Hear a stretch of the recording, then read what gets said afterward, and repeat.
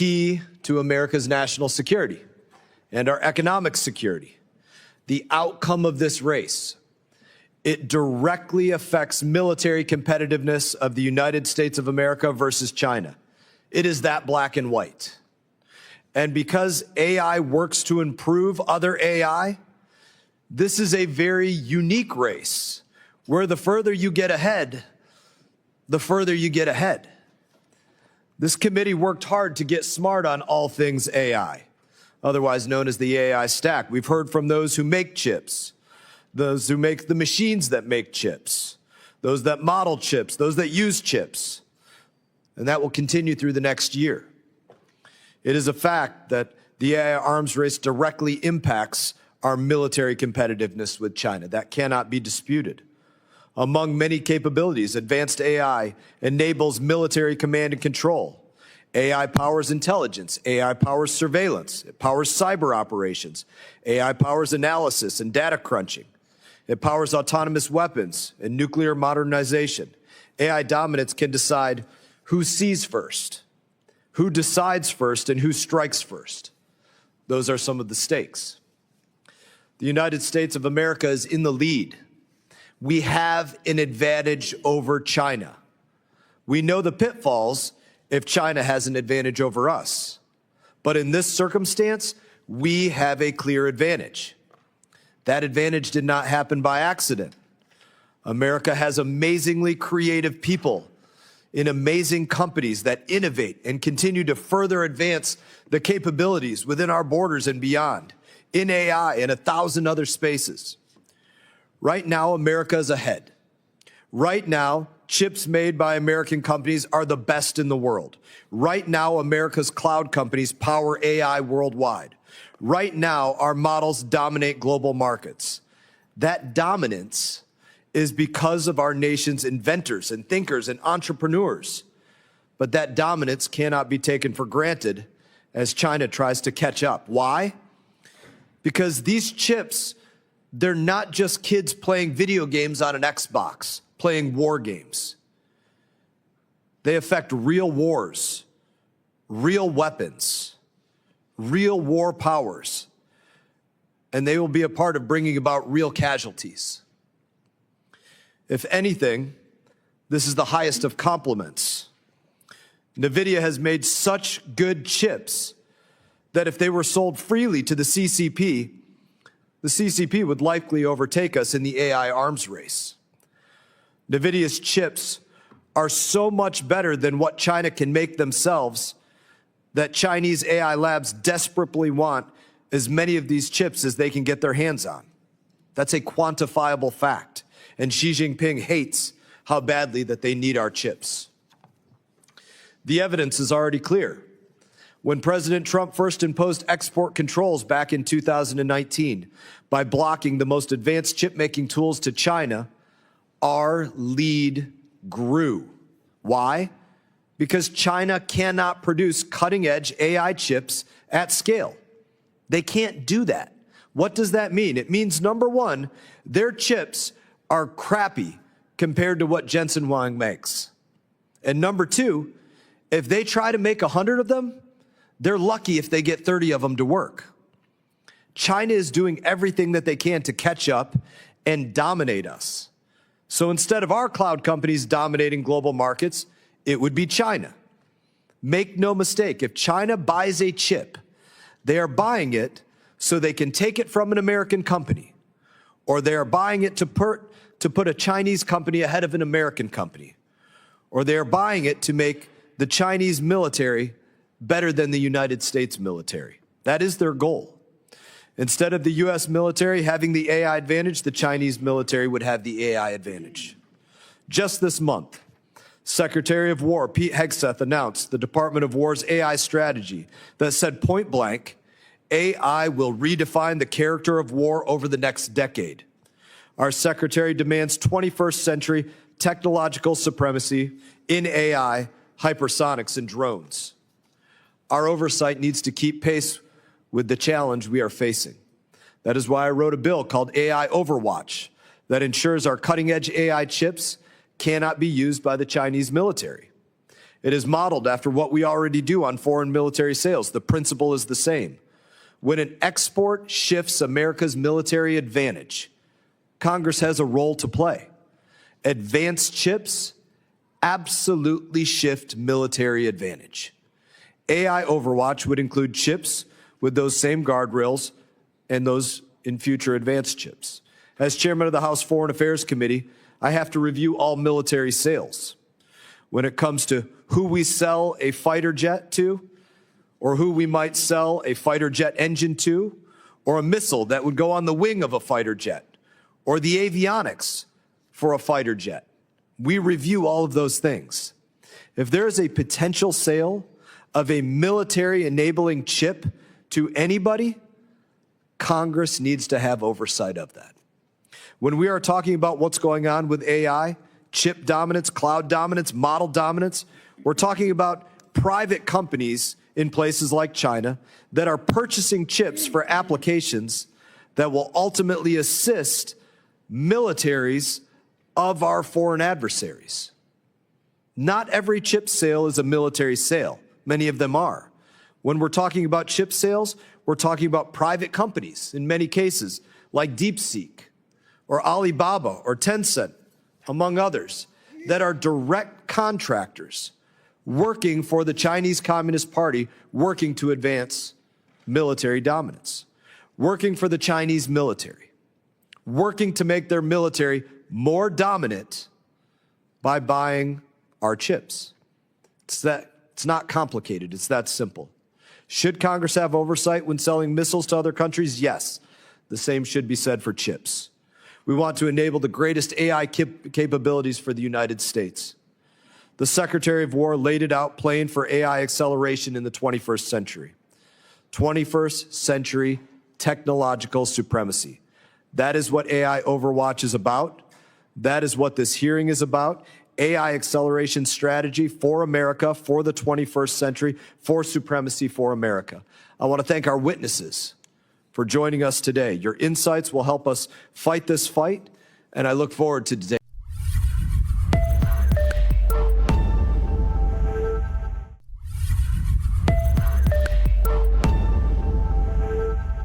I'd like to spend just a few minutes dispelling some of the myths that have misled our government down the wrong path in our competition with China on artificial intelligence. But first, I just want to say a word about what's at stake.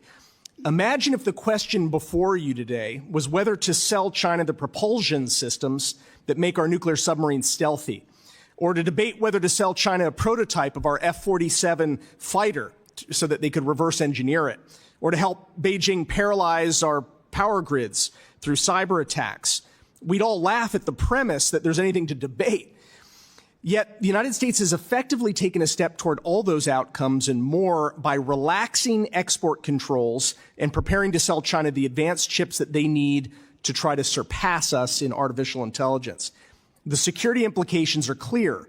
Selling NVIDIA's H200 chips to China will supercharge Beijing's military modernization, enhancing capabilities in everything from nuclear weapons to cyber warfare, autonomous drones, biological warfare, and intelligence and influence operations. It'll also help China's subsidized companies compete with American AI developers, putting at risk hundreds of billions of dollars in U.S. investment at precisely the moment that transformational capabilities are emerging.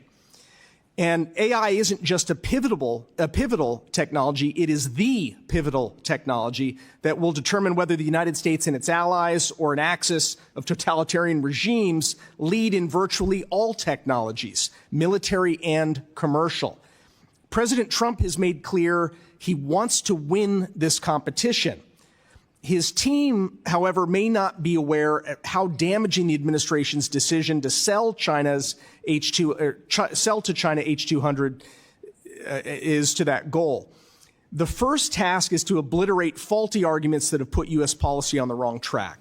Myth number one is that China has nearly caught up to the United States. AI leadership boils down to who has the best engineers, the most data, the cheapest electricity, the most effective marketing, and crucially, the most powerful computers. China is making strides in most areas, but the United States holds an ace card. We have privileged access to the most powerful chips in the world. American companies design them. Friendly countries like South Korea and Taiwan produce them. And this is thanks in no small measure to President Trump's groundbreaking export controls in his first term. China's inability to produce advanced semiconductors at scale is the central bottleneck preventing it from overtaking us in AI. Oddly, some people argue that China is catching up so fast that we may as well lift the controls. Quote, China is nanoseconds behind America in AI, is how NVIDIA's CEO put it last November. But China's own leaders are far less confident. Last April, China's ruler Xi Jinping instructed the Politburo to, quote, face up to the gap, close quote, in core AI technologies. In December, Beijing set aside nearly $70 billion more for chip subsidies on top of the $145 billion that they spent over the past decade or so. So these aren't the actions of a competitor only nanoseconds behind. They're signs of desperation. Just days ago, a top Alibaba AI scientist in China forecast that there's only about a 20% chance at best that the world's leading AI company will be Chinese in 5 years. The chief scientist at another Chinese AI company, Zhipu AI, noted that, quote, the gap may not be narrowing, it might even be widening, close quote.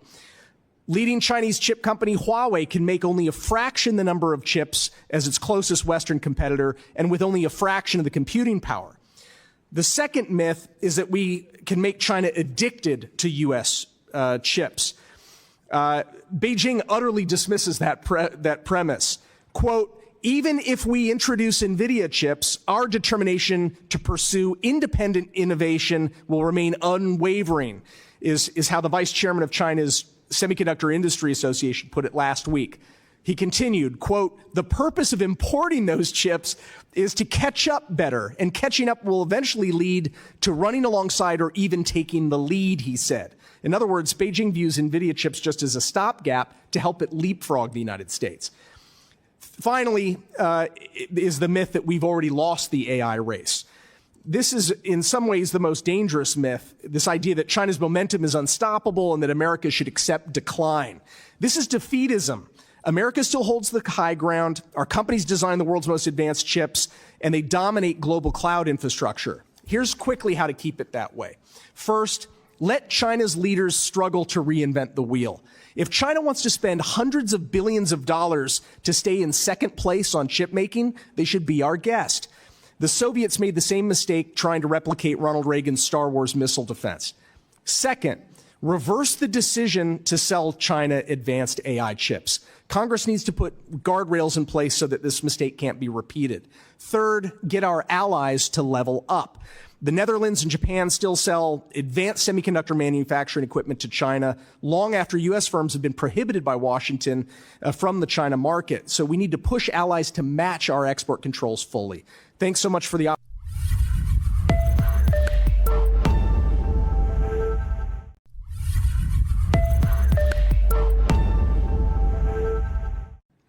My primary message to the committee is this. Advanced AI compute is essential to the AI era, enabling both economic dynamism and novel military capabilities. Denying our foreign adversaries access to this resource, then, is a matter of both geostrategic competition and national security. Now, I should confess that is not my own message. I copied it verbatim from the Trump administration's AI action plan, thoughtfully developed when the White House moved through a reasoned policy process last year. Again, the administration's stated policy, which is exactly correct, is that advanced AI compute is essential to the AI era, enabling both economic dynamism and novel military capabilities, and denying our foreign adversaries access to this resource is a matter of both geostrategic competition and national security. Consistent with that reality, the Trump administration moved last year to impose robust export controls on advanced AI chips, prohibiting the sale even of NVIDIA's less powerful H20 chip, which the Biden administration had intended to license. But we are here today because the administration has inexplicably reversed course and is now poised to begin licensing the sale to China of NVIDIA's H200, a far more advanced chip in mass quantities. I regret to say that U.S. policy has been seemingly reshaped by business executives who promote China as a partner and prioritize short-term profit over the national interest. Most prominently, NVIDIA CEO Jensen Huang has argued that even the term China hawk should be a badge of shame, and he's argued that China's leaders, quote, want companies to come to China and compete in the marketplace, and that we should take statements by the Chinese Communist Party, quote, at face value. Of course, under our Constitution, citizens have the right to petition their government, no matter how unwise their ideas. But also under our Constitution, it is the people's representatives, not multinational corporations, that set national policy to ensure that it advances the national interest. When it comes to AI, that process has broken down, and Congress must intervene. I had some difficulty preparing this testimony because it is hard to know how to make the case for something so self-evidently true as the proposition that the United States should deny China access to advanced AI chips. As Chairman Mass just said, it's not complicated. As Mr. Panger said, we'd all laugh at the premise in almost any other context. But it's worth underscoring exactly why this is the case.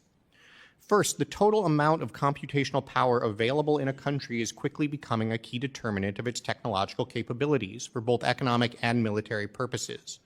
As models have come to rely more heavily on inference, meaning the computation required to complete a task, the ability to expand capacity with the fastest, most cost-effective, and most energy-efficient chips has become increasingly vital.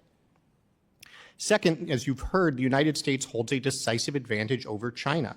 Leading-edge chip design and manufacturing are controlled by the United States and our allies. And analysts estimate that export controls imposed by the first Trump administration and extended by the Biden administration helped the United States to build a five-fold advantage in total computational capacity. Third, as investment in AI infrastructure surges, chip manufacturers are struggling to meet demand. NVIDIA has repeatedly declared itself, quote, sold out, and customers have faced long wait times. More recently, the chip-on-wafer-on-substrate packaging process and the high-bandwidth memory critical for inference have become bottlenecks. Redirecting supply toward China will not only boost its technology sector, but also hamper ours. Thanks to short-sighted action by policymakers and corporations, the United States has already given away leadership in key technologies and supply chains to China. Our leadership in AI represents a crucial countervailing advantage that we must leverage if we are to maintain our military superiority and rebuild our industrial base. Blundering instead into exactly the same mistake yet again, like Charlie Brown chasing after Lucy's football, giving away this crucial technology because CEOs believe they can win in China and investors want to make a quick buck, would be an unconscionable error of world historical proportions. Setting export control policy is ultimately the responsibility of Congress. Legislation like the AI Overwatch Act would be an important step forward and is well aligned with the executive branch's AI action plan. Its requirements would ensure that licensing decisions are appropriate, the reasoning is well articulated, and the decision makers are accountable to the American people. What is going on now behind closed doors cannot continue. Thank you again for the opportunity.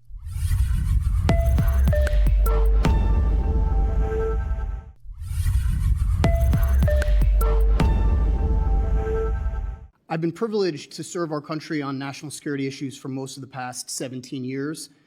In that time, I've worked on no issue more important than the competition between the United States and the People's Republic of China.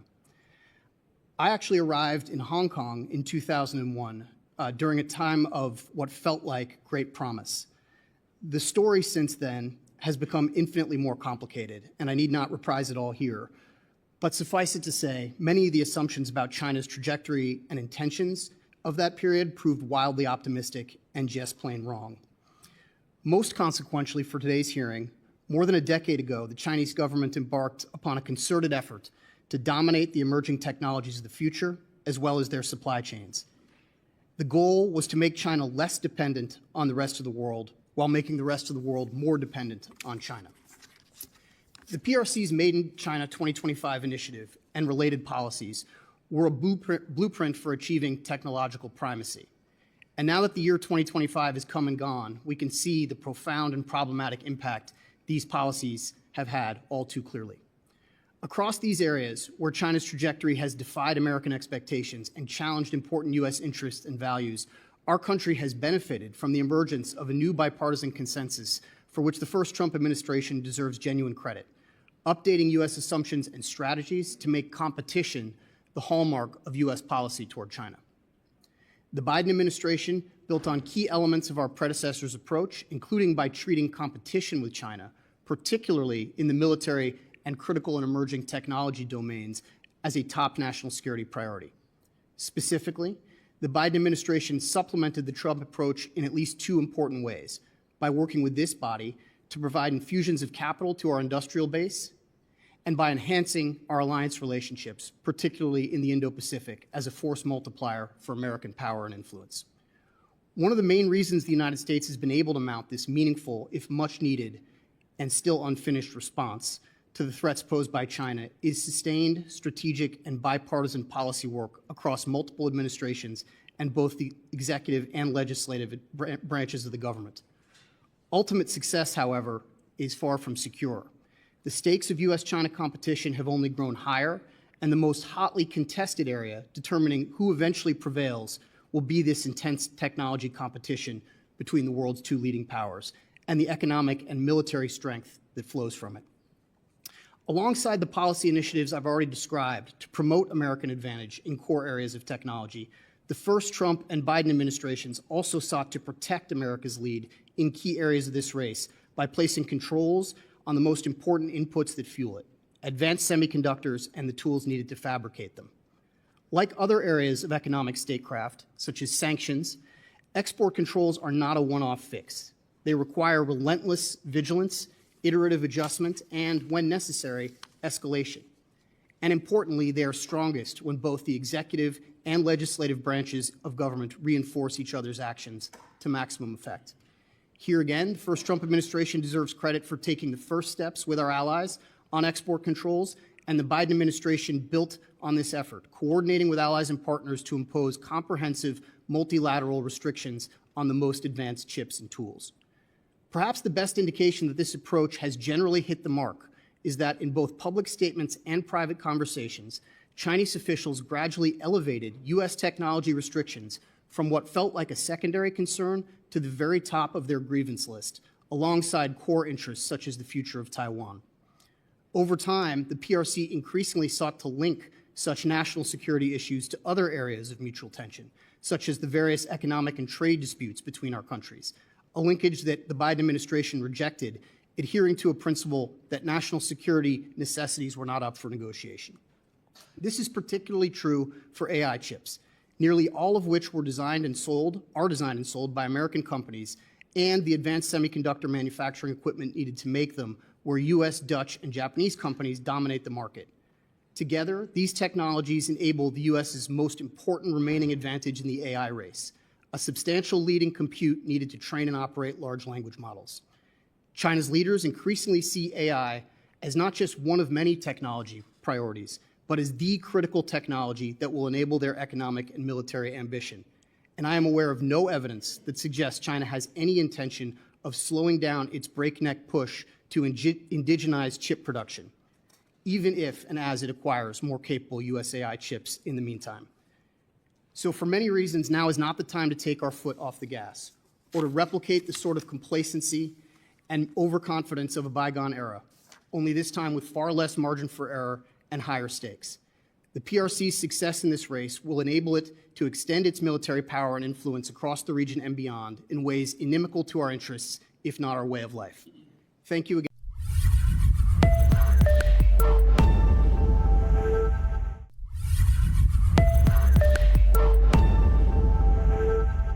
Thanks so much. In fact, I in a previous life, I was a reporter covering China for the Wall Street Journal at the same time that John Feiner was writing for the Washington Post in China, which is where we first met. One of the beats that I covered was the telecommunications beat, and this was at a time when the United States was absolutely dominant in telecoms. Remember, of course, Bell Labs, which invented transistors. The whole computer revolution began here in the United States, and companies that were spun out of that, like Lucent Technologies and Bell Labs, were making the telecommunications equipment that China was importing to build out its cell phone networks and the like. And they had a dominant lead. Other Western companies as well, like Nortel Networks, Marconi in the UK, Motorola used to be in this space. You had companies like Alcatel in France. They're all out of business now. They don't exist anymore. These were companies that employed hundreds of thousands of people because China used that equipment to leapfrog ahead and destroy their competition and now to virtually monopolize telecommunications infrastructure. So what they would do is steal IP, subsidize to the tune of tens upon tens of billions of dollars, domestic champions like Huawei, and then go compete in other markets, both compete in China, but also start out in the global south, as we now call it, and go eventually make their way to Europe and wipe the United States out of the entire business of telecommunications, which is where we are today. Without any sense of irony here, it's actually the same Chinese companies that are trying to do the same thing again. It's Huawei that is going to try to destroy American chip designers and manufacturers using the same playbook. Suck them in, get their equipment, use the American equipment, subsidize it in order to then start stealing market share around the world, and then destroy their access. No one gets addicted to the American technology. The policy is to destroy American involvement in that whole sector, and then win the future. So we're watching the same bad movie all over again. Yeah. What would you give? Simply, I think you laid it out, but give a lesson learned. What would you say to those that are working on AI policy today? Yeah, first, do no harm. There is no future for any American company in China when China's national policy is to only suck them in as far as they need to learn, steal, subsidize, and then destroy the competition. So we should not be selling even the previous generation of NVIDIA chips, the H20s that Oren was just referring to. Now we're going to head to a far more powerful chip that is virtually state-of-the-art. So when they come out with the Rubin chip, we shouldn't step back and start selling Blackwell chips. The hundreds of billions of dollars that are going into building this data center, they don't just upgrade to Rubin chips. These are American companies that are spending hundreds of billions of dollars. They're investing for the long term in current generation technology. They can't just throw out the data centers that they're investing in now just because a new generation of chip comes out. We can see that these incredible advances in AI that are taking place are actually on even older generation chips. So we don't want to just maintain a little marginal lead. We want to absolutely continue to expand our lead over the People's Republic of China. I think this is a difficult subject. It's not an intuitive subject for most people when you talk about the full stack of AI, right? Unless this is what they went to school for, it's not intuitive. And so if you can't even see vividly what's directly in front of you with this technology, it's very difficult to understand where the future can be in a year, much less 5 or 10 years, if you don't have that education in it, that imagination for it.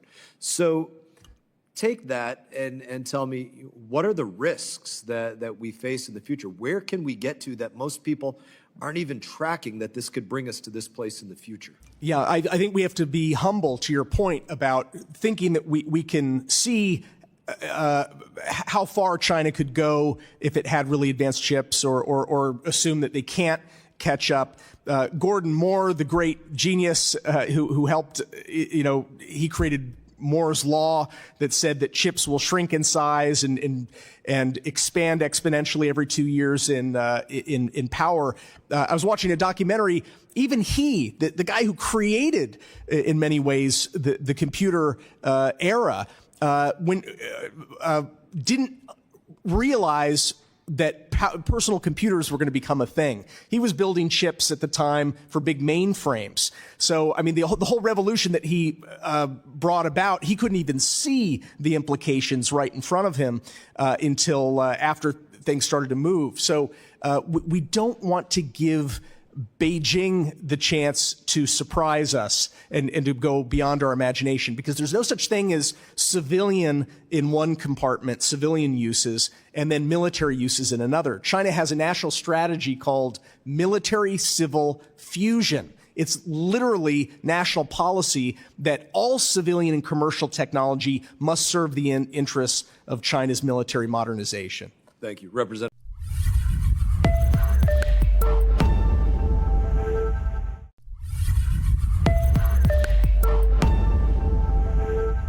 Today's hearing is titled Winning the AI Arms Race Against China. But let's be very clear. President Trump isn't winning. He's losing. And it's worse. He's empowering China. He's handicapping the United States' AI superiority by opening the door for China to purchase NVIDIA's H200 chips, as we've discussed this morning. He's sabotaging our national security by auctioning off our most advanced technology to the highest bidder.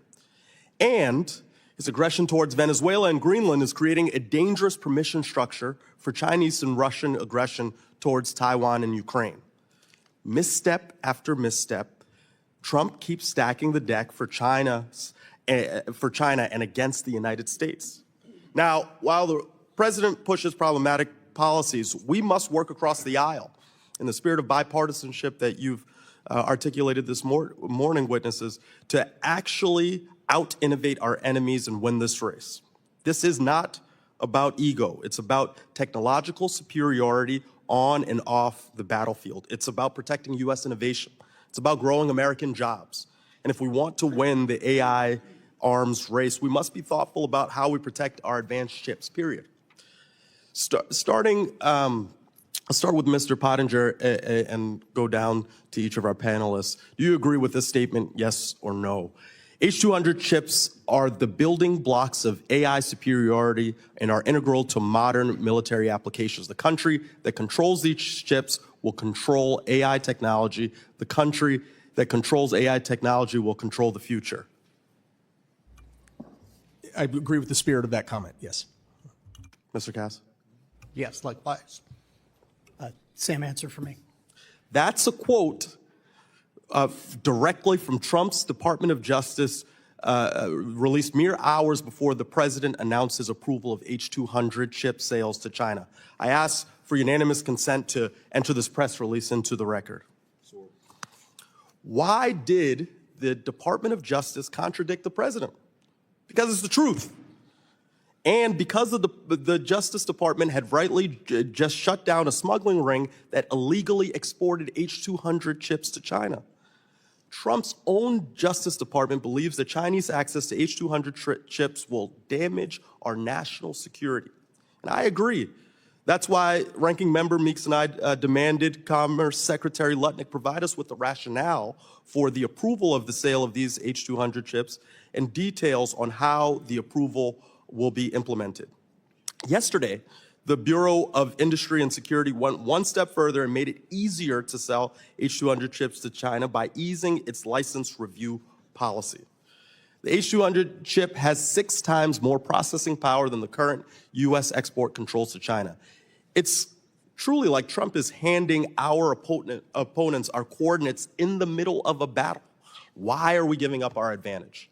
So, Mr. Feiner, can you tell me how selling H200 chips to China undermines the United States' advantage over China in manufacturing advanced processing power? And does that threaten our national security, given your recent proximity to the issue? Well, starting with your last part of your question, yes, I believe it does undermine national security, and it does it in a few very clear and particular ways. One, as I think all of us have said in our opening statements, there is currently a gap in one key area of the elements that go into who will win the AI race, and that is compute. There are 2 elements that go towards how China can try to fill that gap. They can try to get more advanced chips from the West, principally from the United States, and they can try to get more advanced tools from the countries that make those tools, the United States, the Dutch, and the Japanese. Tools in order to be able to indigenize and make these chips themselves. The strategy, again, that goes across the first Trump administration and the Biden administration has been to deny them access to those two key inputs that would allow them to close what is still a massive gap in compute. Right now, China can only make about 1 to 3% of the computing power that the Western ecosystem, the democratic ecosystem, can produce.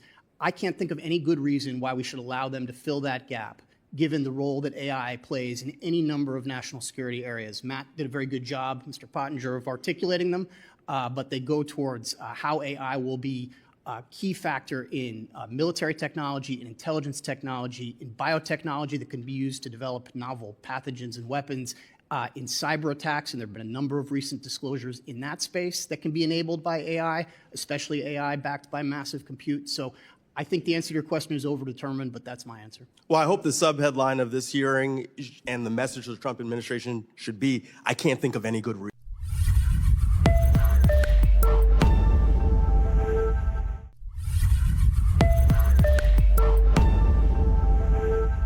Facing this committee, the great power competition with China rivals, when I was growing up, the Cold War against Russia in the space race. And for years, we thought we could work with China as business partners. As you, Mr. Pottinger, Mr. Feiner, were covering China at that time, I was a young federal prosecutor in the Justice Department investigating the case of the re-election of Bill Clinton and campaign dollars flowing from China into the campaign coffers of the DNC. Why? Because they wanted the competitive advantage of our technology. What I found were deposit slips in Johnny Chung's bank account from China Aerospace in a meeting with the director of military intelligence where they talked about this very issue. They wanted our technology back then in 1997, and they want it today. It's even worse, far worse today than it was in 1997. And I think y'all have laid the case out very clearly in terms of what the threat is today. You know, they steal so much intellectual property from this country, but we don't have to sell it to them. And that's the axiom that led me to introduce the Enforce Act. Very simply, you cannot sell military-grade AI technology to China. I marked it up out of this committee. It went to the floor, and then it was blocked from a floor vote because of outside special interest groups at play in this debate. And let's be honest, there are outside special interest groups trying to block this, what we were talking about today, and that kind of legislation. I commend the chairman for his bill, and I support it. My U.S. attorney in Texas, as these H-200 chips were smuggled into China, said, quote, "These chips form the building blocks of AI superiority and integral to modern military applications." So this agreement with NVIDIA, we met with the CEO, and I asked him, you sold them the very chips that they use to create DeepSeek AI. AI opens the window, as the chairman said, to military-grade applications. You sold them the technology that now has given them DeepSeek AI. Granted, it was legal until we caught up with it with export controls, but it demonstrates why those controls are so important. I want to ask Mr. Pottinger this question. You said the vice chairman, I always love using the enemy's words against them, right? But the vice chairman of China's Semiconductor Industry Association said that he believes that they need NVIDIA chips to, quote, catch up. Or in other words, Beijing needs NVIDIA chips to take the lead in this great power competition. Is that an accurate statement, and can you expand on that? Very good to see you, sir. Thank you. That's right. I have a fuller quote in my submitted testimony, but Wei Xiaojun is the vice chairman of the China Semiconductor Industry Association. So in China, industry associations aren't like they are here in the United States. The founding charter of the China Semiconductor Industry Association says that their purpose is to uphold Marxism, Leninism, Mao Zedong thought, and Xi Jinping thought on socialism with Chinese characteristics for a new era. So it's basically an appendage of the party state. What he was saying just last week is that we're going to use NVIDIA chips to leapfrog NVIDIA over time. We're going to use NVIDIA chips to leapfrog the United States in AI. That is the policy. It's very explicit. And essentially saying we're going to use NVIDIA chips to defeat the United States in the great power competition. Those are my words, but I think it's very clear the intention behind his statement. Now, their argument is this, when you talk to them, we just need to get them hooked on our chips. These are second generation chips. We need to hook them on our chips so they don't manufacture them themselves. And by the way, we need to compete with Huawei in their own market so we have market share against Huawei. Do you buy that statement, Mr. Pottinger? Sorry, do you buy that statement that we need to hook them on our technology and sell them our technology and compete with them in their own market?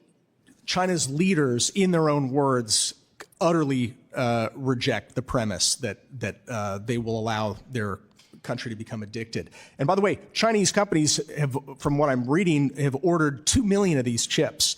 Chinese government may not actually let them import all of those chips because they want to mandate that Chinese companies continue to buy inferior Huawei chips at the same time until Huawei, they hope, can catch up. They'll use the more advanced AI that they're getting from the American chips, they'll use to compete with American companies and also to advance Huawei's planning and designs to catch up. So NVIDIA may actually be sort of seeding its own demise.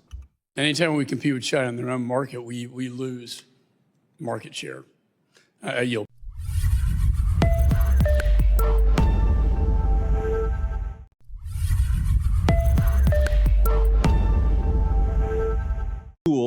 In which case it'll still be pretty dangerous, just as fire or nuclear technology is dangerous, or whether we're going to allow AI to become a creature, an entity with its own objectives, its own ambitions, self-awareness.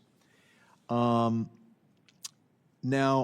the proponents of AI tell us they're doing research to make AI controllable, and then when you look at what they're spending money on, it tends to be a PR effort, or they're focused on data security, which is important but not existential. But they're not really focused on the issue that is raised by this book, which I commend to everyone, but the title tells them all: if anyone builds it, everyone dies. Why superhuman AI would kill us all. I don't think anyone here can be confident that if AI were self-aware, that it would decide that it liked us. So we've got a good panel here. Trillions of dollars are being spent to make AI more powerful. Can any of you identify a program, an institute that is working right now to monitor for and prevent AI self-awareness and ambition? Go with No. My sense is that there's a number of certainly nonprofit organizations focused on this, in addition to the research efforts that you mentioned going on in a lot of the labs. Can you name one that you think is doing a good job? I didn't bring a list of organizations. I'm just saying that. I'll ask you to furnish one for the record then. All right. And I'll go to a third witness.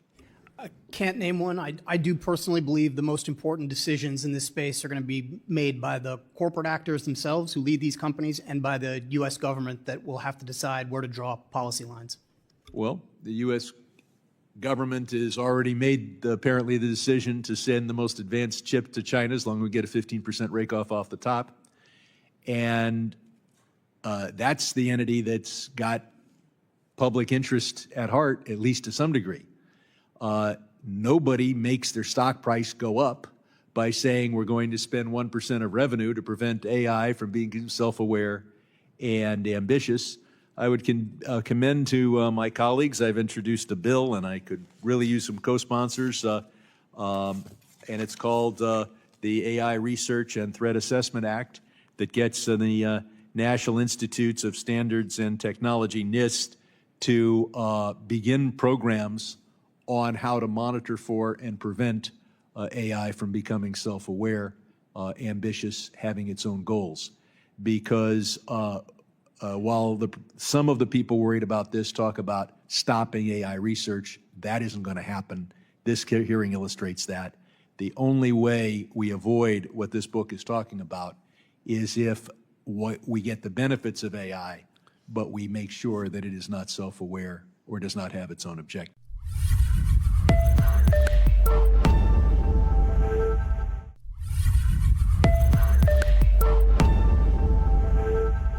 As federal agencies, schools, and critical infrastructure sectors begin implementing artificial intelligence, there is concern about the Chinese Communist Party's operatives using American artificial intelligence models to further their world conquest agenda. Reports cite anti-American propaganda generation with war criminal Putin, mechanisms to monitor Western media, and cyber attacks on financial services, governments, and critical infrastructure. And our Chairman Pottinger, the foundation of defense of democracies is very important for supporting peace through strength. Thank you for your efforts. With that in mind, what security standards can and should be implemented on artificial intelligence labs to stop the Chinese Communist Party, war criminal Putin, or others from either exploiting American models to undermine America or accessing them through cyber attacks? Thank you, sir. I think that we should probably have reasonably good insider risk programs operating in our labs so that we know that people who are working in those labs are working in good faith in advance of enhancing human liberty and well-being, not advancing the aims of a totalitarian regime. We should be working with allies and partners and excluding declared adversaries of the United States from gaining the fruits of that kind of research. Those would be two starting points. And I'm sure I can think of some others that I'd be happy to submit. Very positive. Thank you. And Mr. Cass, after President Donald Trump's very successful conduct of Operation Midnight Hammer against the Iranian nuclear facilities, the chairman of the Joint Chiefs of Staff, General Raisin Kane, disclosed that the War Department had secretly been the largest user of supercomputer hours in America to develop the bunker buster bomb. Jensen Huang of NVIDIA has recently stated that 90% of the largest supercomputers in the world this year will run on advanced AI chips instead of CPUs. What security conditions should be imposed to ensure that the H-200 sent to China are not used for AI supercomputers for the People's Liberation Army? Well, I think, unfortunately, it's impossible to impose such limits, which is why we should use the limit of not selling them the chips. As was mentioned earlier, China has a military-civil fusion policy that makes such distinction essentially impossible. I also think it's very important to say that the entire theory of it, quote, addicting them to our chips assumes that they're going to be able to use our chips for the things that they most want to use them for. There is no world in which we somehow don't let them use the chips for the most valuable purposes and they don't develop their own chips. It's a pretty nonsensical approach to policy, I would say. And indeed, there's a civil-military fusion that Americans just can't even comprehend with their plans for the future. And Mr. Feiner, I share your experience of having been in China 25 years ago. There was such hope for as our economies were so interconnected that it would be mutually beneficial that we continue to work together. As a son of a flying tiger, I was welcomed when I was there, as they appreciated America's liberation of China with my dad's service in Kunming, Chengdu, and Xi'an. But sadly, the CCP is hurting the Chinese workers and rewriting history to credit war criminal Putin for liberating China, which is false, as the Soviet Union only assisted China after the war was virtually over in the last days. How can we reach the people of China that the CCP policies are self-defeating? So, first of all, thank you for the question, Congressman. I don't want to be too optimistic about our ability to penetrate what is a very difficult information environment in China. The CCP imposes severe constraints on what information is allowed to reach the Chinese people through a well-documented Great Firewall, as it's sometimes called. That said, the United States should be messaging to the Chinese people exactly what our policy is, what our concerns are. But it is a very difficult information environment to penetrate, and if anything, hardening, not softening over time. And indeed, the Chinese people should know we have great affection for the people of China, but want a difference in regard to their government. I yield back.